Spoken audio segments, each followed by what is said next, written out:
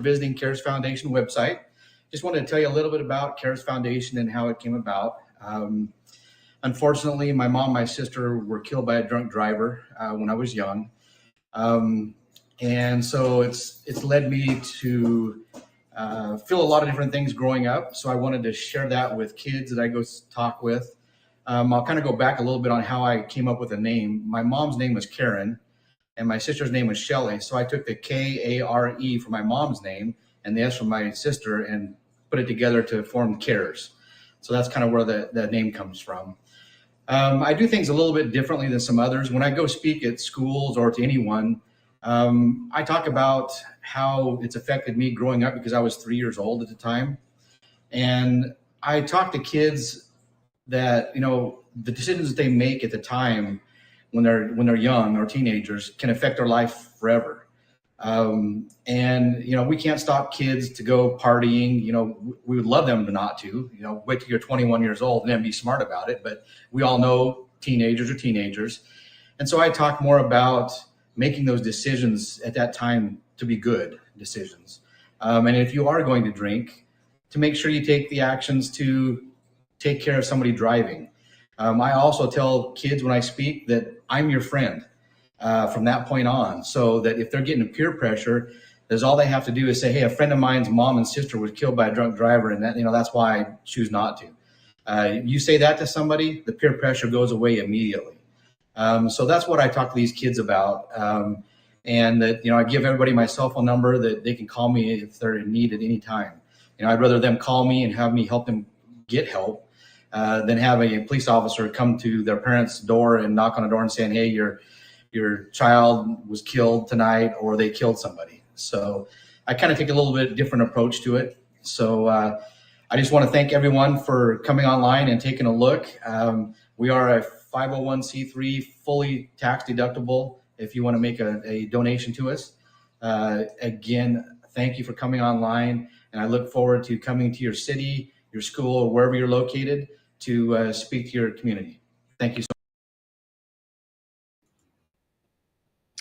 much. First off, welcome to Together We Serve TV show. I'm your host, Steve Ramona.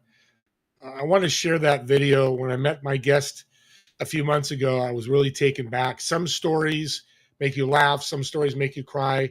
Some stories get to the deep, deep pit of your stomach and change your life. And when I met the guest 6 months ago, Todd, it changed my life, because we're all being affected with children and drugs and alcohol and death. It is part of our world right now. There's the shootings as well, but our children are surrounded with so much. I've not been blessed with children. My wife has 4 beautiful children, but I know a lot of people that have children, and it's the big part of your life. And what Todd is doing, and you're going to hear more about what he's doing, is trying to change that little by little, making a difference. And you heard in the video, and it gets me, it's the second time I've heard it. He goes, I'm here to show you that there's somebody by your side, that you're not alone, that you can get your help, support, or just someone to talk to. Okay, let me bring my guest on. Todd, welcome to the show. Hey, Steve, thank you. Appreciate it. Yeah, I got a little emotional because something just hit me when you were saying that, and you said it so well about, hey, you have my phone number, call me. Is loneliness a big part of this problem? I think so. I think a lot of kids that I've talked to, they, for one, kids today, they kind of want respect at the beginning of things. It's not like they used to be back in the day where you had to earn the respect. So it's when you talk to these kids, it's that kind of respect type of a thing. But then it's like, I'm there for you. I'm not going to be one of those people that just blows smoke and tells you something and not follow through with it. And that's, I think there's kids today are getting told that a lot on different things. It's just like they want to know somebody's there, care, just like anybody. We want somebody there by our side.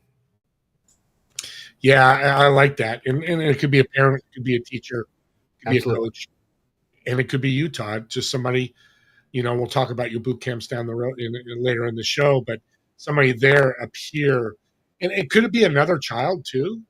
Absolutely. Peer. Yeah. I like that. And that's something we need to focus on more. Tragic story. You're 3 years old. People are like, well, you hear the story, the answer, oh, he was so young. Thank God he was so young. But talk about how it's still affecting you today, even though you were 3 years old when it happened. Yeah, it was the day before Father's Day, June 14th, 1975. And, you know, we actually drove up on the wreck, my dad and I. And uh, my dad saw the back of our car, I guess, and he got out, he said. And of course, I don't remember any of this, but he got out. And a deputy was a friend of his, and he saw him and basically tackled my dad in the middle of the highway. And my dad collapsed. Um, and, um, said that Karen and Shelly are gone, but my brother was headed to the hospital and he needs us. And so from that point on, it's just my life totally changed. There was a police officer that drove my dad and I to the hospital.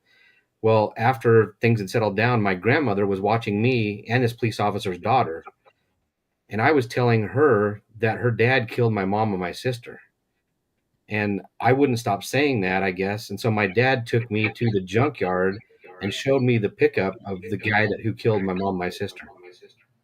And then I would finally stop saying something.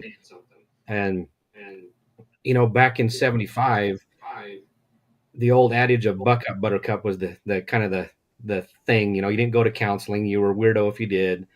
So I didn't, but I always felt like there was something there that I didn't know what it was. And so, when I got older in my 30s, I figured out what that was. And that was anxiety and general anxiety. And it took me 4 years of counseling. I'll back up. I almost committed suicide at one point. Then I went through 4 years of counseling and learned how to deal with anxiety and the general anxiety and the separation anxiety.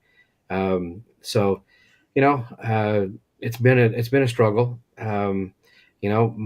My son and daughter, they've seen me struggle, and unfortunately, I was struggling and trying to take care of them as well at the same time.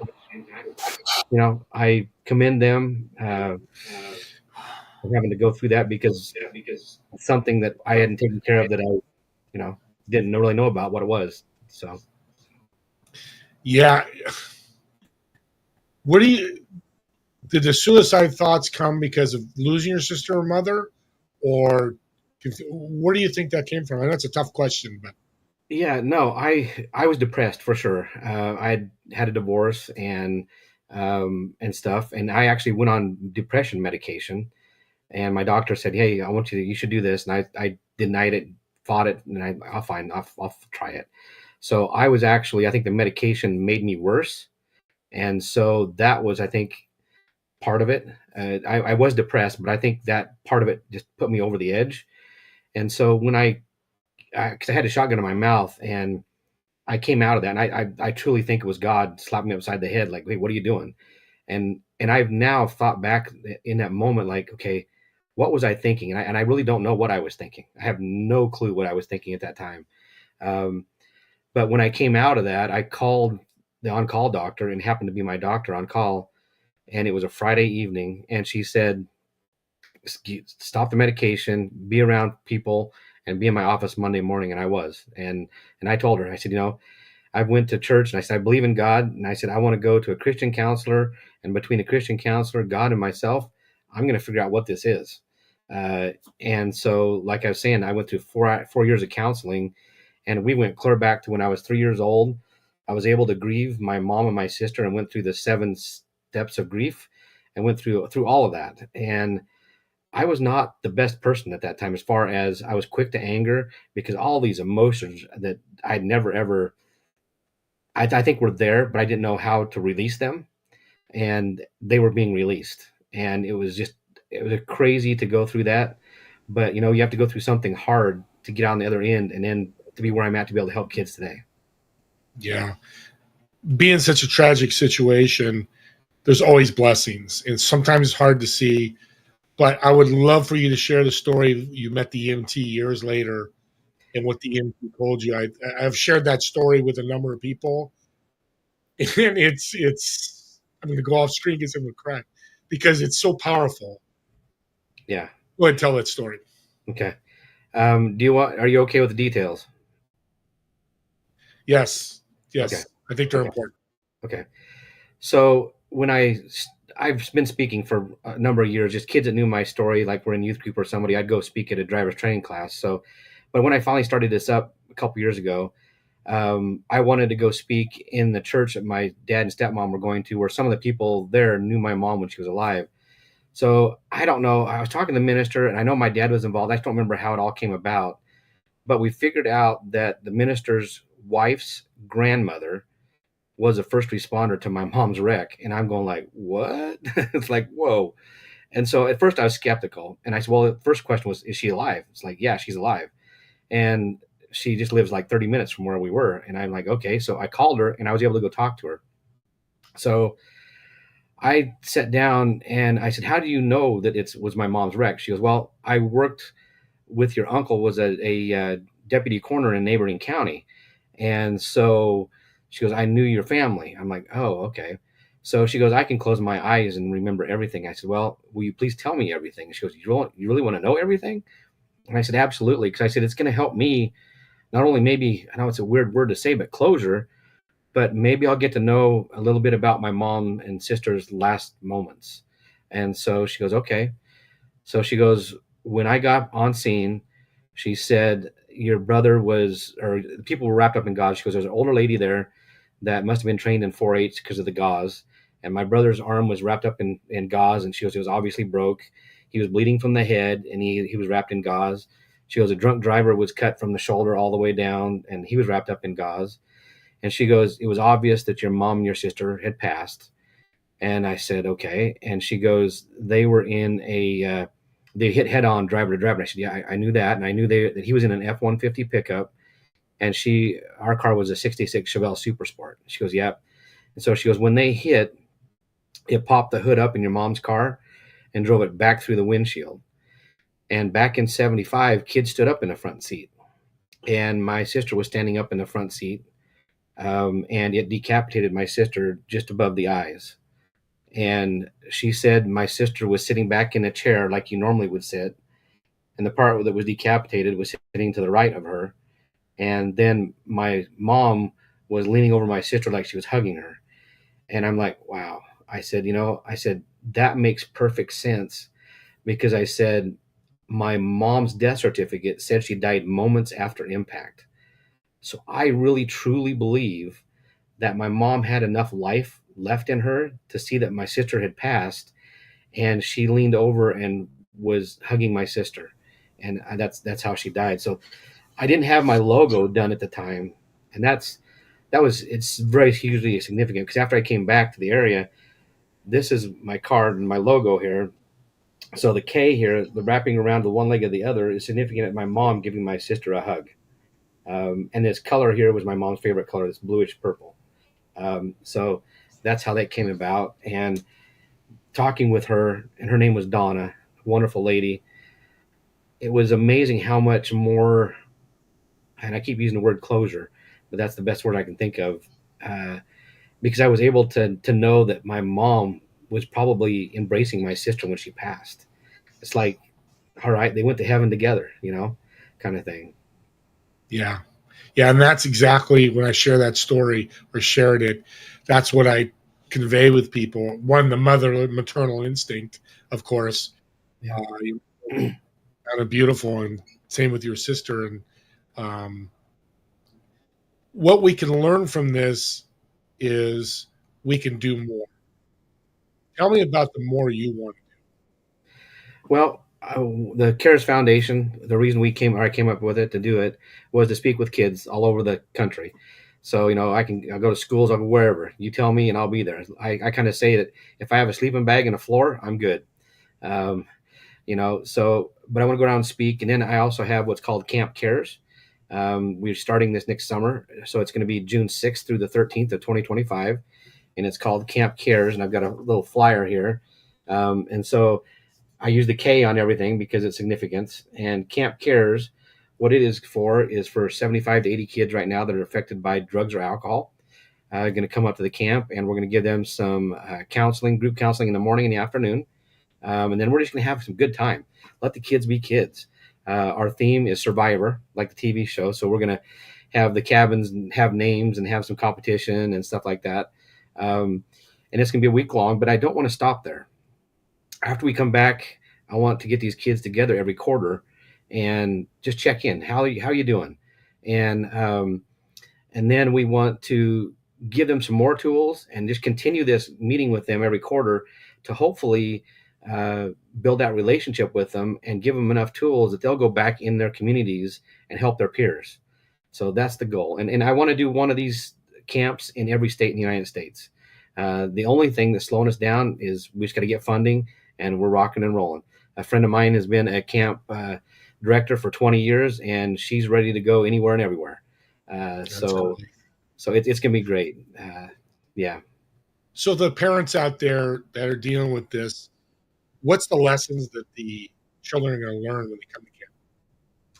When they learn to come to camp, I want them to understand that where they're at right now is not going to dictate their life, and that there are other things out there for you. And we want them to be able to explore that and know that they have a friend when we're up there. And like I said, I give my cell phone to anybody. My cell phone's on the webpage, and call me. I don't care who it is, what time it is. If I hear it at 2:00 in the morning, I'm going to answer the telephone because somebody needs help. So these kids, I just want them to know they're not alone, that no matter what they're going through, you can get through it and you can come out on the other end doing whatever you want to do. And I just want these kids to I want to get to the kids before they make that mistake that lasts a lifetime. So what I'm hearing too would be really cool is people out there that want to be mentors like you and your friend that's a camp director. So you can get this out. You can't be in 20 different states, but building more mentors and peers and people being able to do what you're doing, right? Yeah, absolutely. I would love in my high head, I'd love to have one central person in every state be able to take over their state and just run with it. And where's this camp going to be located? This first one's going to be out of Globe, Arizona. It's Elks Camp up there off of Workman Creek. And you don't need to be in Arizona to be part of the camp, right? No. So people can fly out, come to Arizona. You'll take care of all logistics. I've got a friend of mine that actually I've met. He's going to fly out. He's been 6 years recovered, and he's going to speak one night. And so I've got some speakers that are going to speak in the evening that are some pretty heavy hitters that are going to really speak to kids, not only my story, but their story. What's the date of the camp? June 6th through the 13th of 2025. So you got plenty of time. You're taking how many kids? 75 to 80. With my help with this TV show and the podcast that you're on, this may fill up fast. So if you're interested, definitely reach out. Yeah. It's about driving awareness. Talk about that with the camp and when you meet with kids. This morning you were just at 2 group homes, and God bless you for speaking to them. What's your focus when you speak to them about the driving awareness? Driving awareness. It's all about those decisions. It really comes down to that decisions that the kids make. If they are going to put themselves in a spot that they're going to let themselves break into peer pressure and that type of thing and let other people dictate, then I want them to be strong enough to be able to say no using my story. And if they choose to drink and drive, or drink anyway, I don't want them to drive. And so, that's the reason why I gave them my telephone number, is to call in those instances.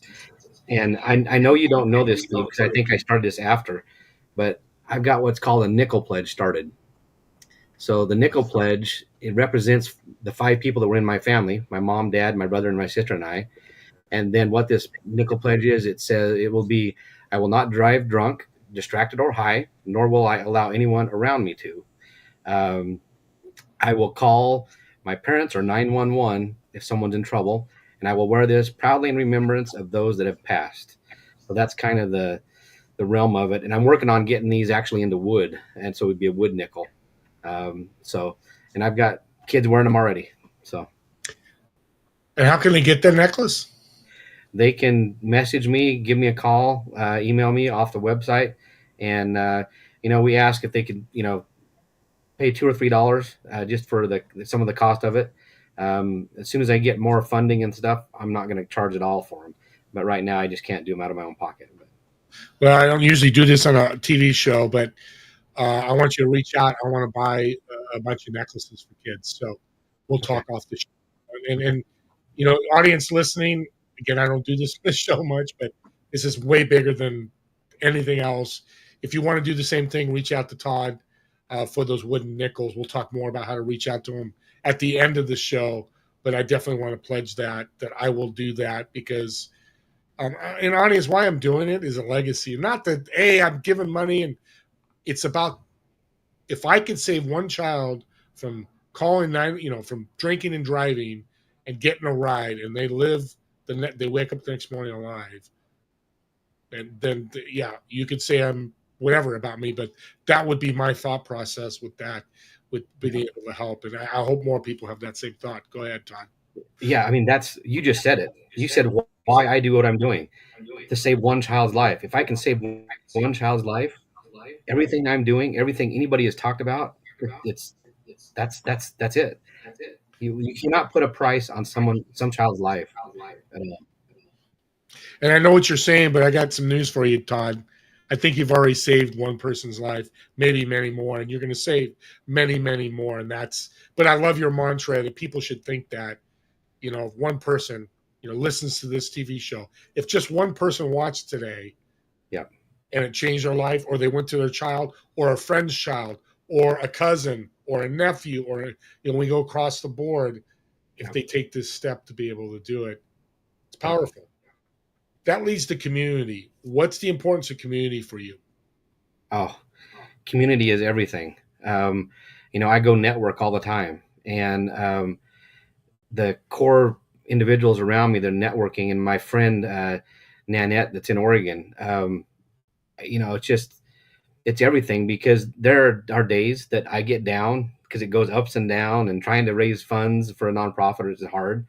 And you have that community to help support each other. Um, so not only do the kids need our support, but then we also need support together. So community is absolutely huge on all levels. I think that's for anything, not just us. I think that's just life in general. Maybe let's change the world like it used to be. You could make cookies and take it to your next door neighbor and get to know your neighbor. Yeah. That doesn't happen hardly ever. No. People leaving their front doors open. Yeah. My best friend lived in New Jersey, Mike, and I remember I walk in and people are walking in, and here's your, like you said, bringing food, like you said, they just walk right in the door. I'm like, yeah, what the heck? I'm in California. It didn't happen as much here, but yeah, I mean, that's the future. And I think all this that we're talking about led to what you are here today. Maybe if this person that caused this accident, you still have your sister and your mom today. That's the power of all this too, is stopping that from happening anymore, which is obviously your goal. Yeah. In community, doesn't matter if you're rich, poor, medium, blue collar. Is there any age part or money areas or levels people need to be at? No, there's nothing. The age for as far as camp, people are going to attend the camp. 7th through 9th, 10th grade is kind of what we're looking for that way. But as far as anything other than that, it does not. I don't care if they're 100 years old or if they're whatever. They can come and enjoy what we're trying to do. And I don't care if it's a penny that a little child would give because they want to give, or if it's $1 million that somebody super wealthy would want. It's all going to be the same. It's all going to help raise awareness and save kids. Yeah, and the community could also lead to parents, support groups for parents through Kare's Foundation, because that's the other side of it, right? Talk about the parents and their support with this. Yeah, you want to get kids or the parents on board. And it's the open communication between the kids and the parents, I think, is the key, because there's some parents out there that kids are afraid to call their parents. That's one of the main reasons I give my number out there as well, is because I don't want these kids to feel alone. So if you can bridge that communication between the parents and the kids, that's just going to be better for the child, because the kids are going to make mistakes. We all make mistakes. And like I tell the kids, it's okay to make mistakes. That's how we learn, but we don't want to make those mistakes that last that lifetime. And that's what we want to stop if the child decides to drink and drive or do drugs, or now it's fentanyl, and so it's the communication from the parents is huge. And if the parents can understand things a little bit more, then I think that open line of communication will come easier. And that could hit the button. Communication, let's talk about that. That's another aspect of this, which is what you're doing with the kids. But, let's take a child that says, oh, you're full of crap, Todd. How do you work with that? First I'd sit down and say, hey, you know what? I'm sorry for what you've gone through, because obviously it's been something painful because of the way you're reacting to me. So first of all, tell me about your story. And then I wouldn't say one word. I would be quiet until they started to talk, whether they were going to cuss me out, or they were going to do whatever. And that might be the first step. That might be it. But then I would show up again.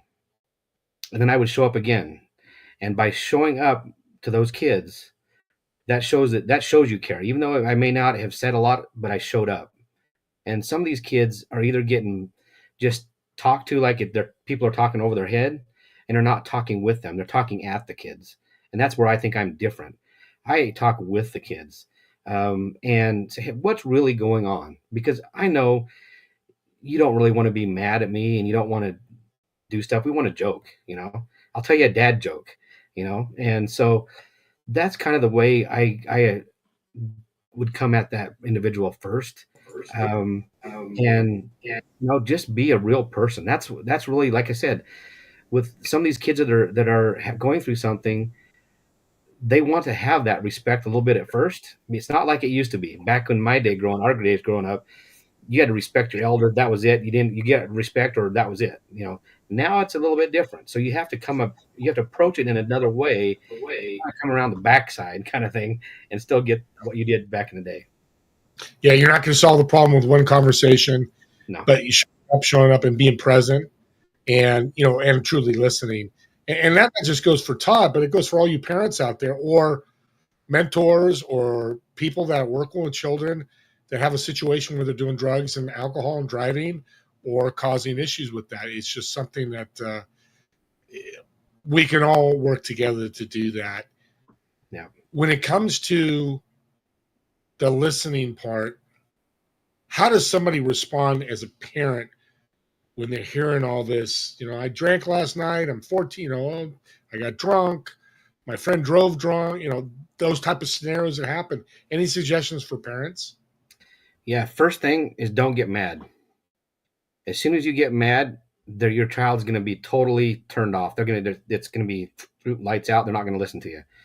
Sit down and just ask them, what led you to drink? And my cell phone's there. If you see it, call me. I'll help. But it's just, that's the first thing, is just sitting down. What were your thought process? Just let me know, and tell me, and let the kids talk. And if they sit there and say, belligerent and stuff like that, say, you know what? Well, I'm going to have to go to the next step then. And maybe you're going to be grounded, that type of thing. Of course, that'd probably come anyway, but, you kind of have to go with that level of where the child is taking it. And I know it's kind of weird, the parent not dictating everything that's going on, but a lot of times I think when we dictate as parents, the kids don't listen. They shut down too much, too fast. And so by opening up and actually talking to them, I think you can get more out of it and not being upset. And it's also going to build a relationship for next time if something happens, they'll call you. Yeah. That's another key word, building relationships. That's really important. We'll dive into that right now. I want to give Todd a break. He's been talking a lot. Get him some water. Take about a 5 to 6 minute break, and we'll come back with the incredible Todd Lingle and the Kare Foundation. Thank you.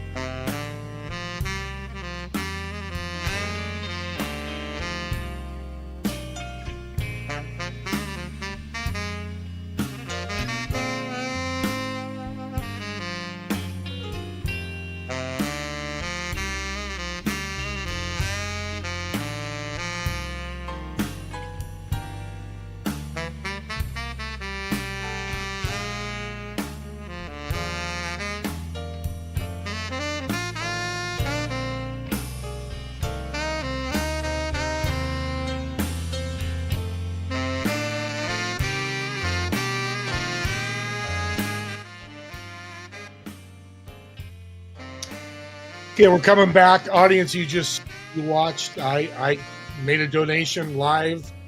Didn't know if it showed my credit card. I don't think it did. Todd will tell me. I don't think it did, but I just want to put my money where my mouth is. That the $25 is going to buy some nickel necklaces, things, and I want you to do it because I want, if you're listening to this and watching the recording, that's what help Todd's cause. Be a servant. Serve. And you can get a list of 25, you can give more. There's ways to change it. And if you can't give money, give your time. Reach out to Todd. You saw the phone number on the website I just shared with you. Give him a call, give him a text, whatever you want.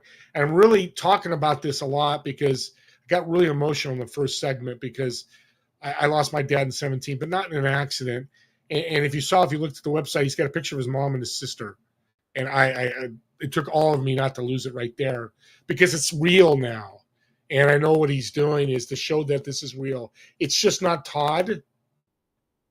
There's a lot of people out there in Todd's situation. And we don't want that anymore. So let's bring Todd back. Todd, welcome back to the show. Thanks, Steve. I've never done that before, going live doing something, but I hope people listen to this show and jump on. I'm not saying you have to out there, audience. I'm not saying that at all. But what I'm saying is if this resonates with you like it did with me, I've done a lot of things for Todd besides just that donor. I think it's my second donor. It doesn't matter. Yeah. But again, we can support and serve, whether it's Todd Foundation or others, in many different ways. But I want to dive into the building the relationship because that's probably the biggest game changer between you and the kids. Absolutely. Yeah, building that relationship that's the foundation, I think, for everything. Because once you build that relationship, then the kids are going to be more receptive to listen to what you're saying. And it's also going to be receptive to take in those things that we're trying to give them as far as tools to go out and help their peers. And also, as we talk to kids, they're going to be that the relationship building is going to help with the parents as well, or the guardian, or if they're in a group home, the workers there.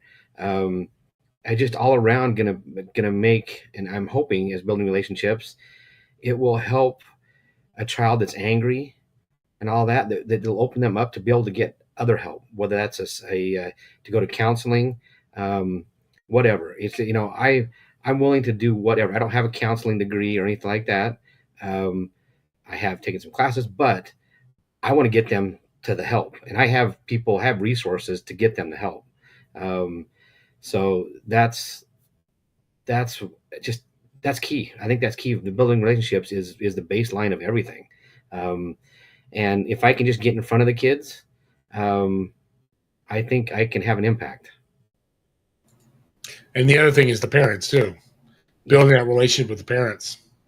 Yep, definitely. And I will go, not only will I go to schools, if there's a parent that has teenagers and they want to invite their kids' friends over, I'll go sit in a home and talk to families in a smaller setting, because I used to be a correction officer as well years ago. I don't know if you want me to go into this or not, but sure. I have the drunk goggles that people can try on. It acts like you're intoxicated at certain levels. And I'll put out the yellow line so they can try to walk the line, and kids like that, get a kick out of it. And then also, I used to be a correctional officer years ago, and I bought a pair of belly chains and leg irons, real ones. And so the kids can try those on, and I can talk to them, say, you don't want these on, these are the real thing. And so yeah, and the guy I bought them from is kind of cool. He engraved the Kare Foundation on them. Oh, very cool. Very cool. So that's another thing I'll do with the kids. And then in a smaller setting, I'll also bring out my mom's purse. She had with her. My dad kept that. In 2012, he brought it out. And 2012 was the first time I got to see my mom's handwriting. And so literally, Sorry. It's okay. Still get Good time. I get the chills when I talk. I grab my mom's purse. And that was just 2 months ago. The first time I could take everything out of the bag. I completely emptied the bag and looked at absolutely everything. And you got the '70s purse. Oh, look at that. Yeah. The pin is still in it. The pin's still in it. Yeah. And my mom has some. I don't know if I can find them real quick or not. But my mom has. Let's see if I can find them here. Oh, here you go. Tic Tacs from 1975. And they're still good today. Huh? It tells you how bad they are. Never been opened up. So that was huge for me to be able to see that for the first time. Yeah, and it's good to laugh about it. It's because you got to have laughter. You got to have the joy. I know you said that you want the kids to have fun and laugh because that's the important thing. Yeah. We know this is serious. Now, I found something about you that maybe you don't, maybe you know, but there's some common tactics that criminals use that you educate the public about. What are those tactics? Oh, just a couple of them that I talk to kids. One of the things I talk about when I'm with kids, because there's a couple things that can dismantle them, I guess, is social media and not knowing who they're talking to on the other end of their cell phones. And so and I'll tell you just a little quick story. My buddy, a friend of mine, they had wanted to get some help with their kids because he's gone a lot. And so they got a referral to a gal, and unbeknownst to them, she was being groomed by an online predator. And she ended up taking pictures of their kids and sending them to this guy. And so thankfully, my buddy was aware of it, and then got the police involved, and they tracked his IP address down, and he was actually in the military. But they caught him, and he's doing 30 years in prison. And the gal, actually, unfortunately, her family fled to Mexico, and they're at this point, right, still in Mexico. But you just never know. And one of the other tactics that I talk about is zip ties. Criminals will go in and they'll look at, for example, was it a Walmart that I knew of for sure that it happened, just one place, that they put a zip tie on a young lady's door, I think she had one or two young kids, and a guy was following her around in Walmart and followed her outside, and that was the zip tie was the key to the two guys that were out in the parking lot in a van to try to get the kids or get her as well. And so she had noticed the guy following, so she alerted the people at Walmart, and thankfully she didn't go back outside, or she went back actually inside when she saw that. And so they're targeting it. That's one thing. The other thing that a lot of people know about now because of the fentanyl is guys will put drugs on money and leave a $20 bill on the ground or a $100 bill or whatever, and people will grab it, will be absorbed through the skin, and then it either can be killed by it or they get subdued and the person can grab them and take off that way. So that's a couple of things that's happening. So I tell people, even just talking to the kids, that just be aware of these things. But anybody out there, just adults, children, kids driving, whatever, run yourself through scenarios, because if you get there, you're going to have that either freeze, flight, one of those, and you want to be able to have the best opportunity. Not that it's going to happen to anybody, but being prepared is the best way. Yeah, I like that. Practice, sports teams practice. Why do they practice? So they're good at game time. Yeah. And I want to use game time as that, but that scenario, it is those 4 or 5 times you do what you said. Now, you mentioned human trafficking, and I forgot to mention that. That's the other part of this. It's just not, impaired driving, drugs, or alcohol. It's human trafficking. Talk about that and your passion for that to help them. Yeah, it's there on the forefront as far as I will talk about. There's a lot of companies that do this full time, so it's not like my main focus, but I have a passion for it. I am in Arizona, and I've spent time at the border wall south of Tucson, and not a lot, just here and there. I'll go down, but there's about 150 individuals coming through. There's 5 holes in the wall down there, and these people are coming through and we're handing water and stuff out. And, a friend of mine, I guess I wasn't down there at the time. I just heard about this happening down there, but some gal had brought some kids through, and a representative, or I don't know, somebody in the government was there from, believe from California. And he told this gal, I said, hey, here's my card. When you get farther in the United States, let me know. I'll help you out. Well, a few days later, he gets called by the drug cartels or a cartel member and says, how many kids do you want? And so I guess he played along with it, and they busted a group of, in California, there was a house with a whole bunch of kids in it. So, so that gal was not someone being nice. She was actually trafficking the kids. So that's near and dear to my heart that way. And, again, it's just anything that's affecting kids, we want to try to help with. Let's change directions a little bit. People with Kare's, again, donate your time, money, resources. If you got partners, that would be great. Reach out to Todd. Again, his phone number is on the website. You see it below me today.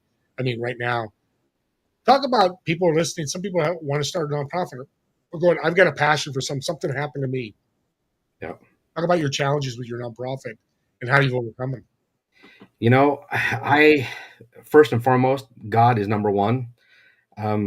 Without God, I would not be anywhere right now, because he has directed me through everything.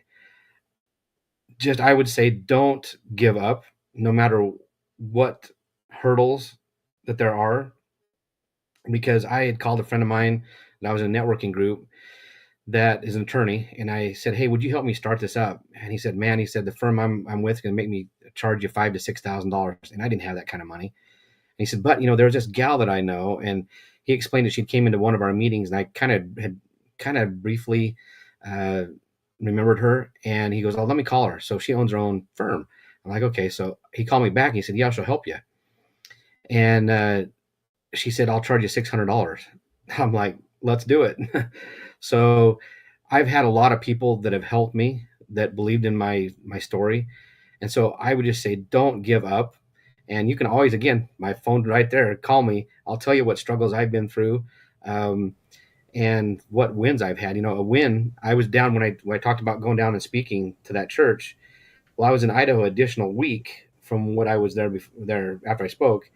And I called my attorney up and I said, hey, I want to get the 501c3 status. And she goes, well, you better get the paperwork in, because it takes about a year to get approved. And so I'm like, okay. So he helped me fill the paperwork out, and it got sent in when I was in Idaho.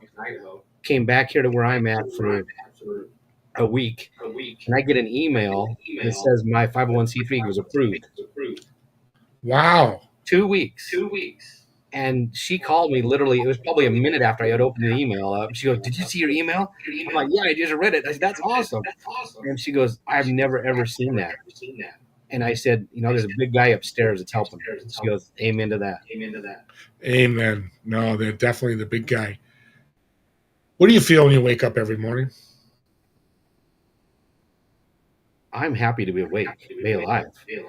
I get to go, and there's some days that are harder than others because I'm frustrated with not maybe funding or something like that. But it's like I get to get up and I get to go see where I can get to the next kids to be able to talk to the next kid. Yeah, and Arnie, is this a full-time gig for you? You don't have a job, or do you have a job? I do. Yeah. Yeah, he has a job, so it's part-time. So even more so, the support's important, right? Yeah, it's very important. And I'm kind of actually doing it full-time. I wake up early in the morning, whatever time. Sometimes I wake up at 3 o'clock in the morning and go off after thinking my brain's just going through different things. But no, I'm pretty much doing this during the daytime at about 3 o'clock. I do help with disabled kids. That's what I do for some pay to pay the bills. But I'm just by myself. I have a girlfriend, but I'm just by myself, as far as I don't have a wife or anything right now. And I rent a room from a gal in her house because I don't need anything else. I'm trying to keep my overhead as low as I can, so I can put as much money as I can back into Kare's Foundation. So I'm not about me. It's not about me at all. It's about growing this and helping more kids. Yeah.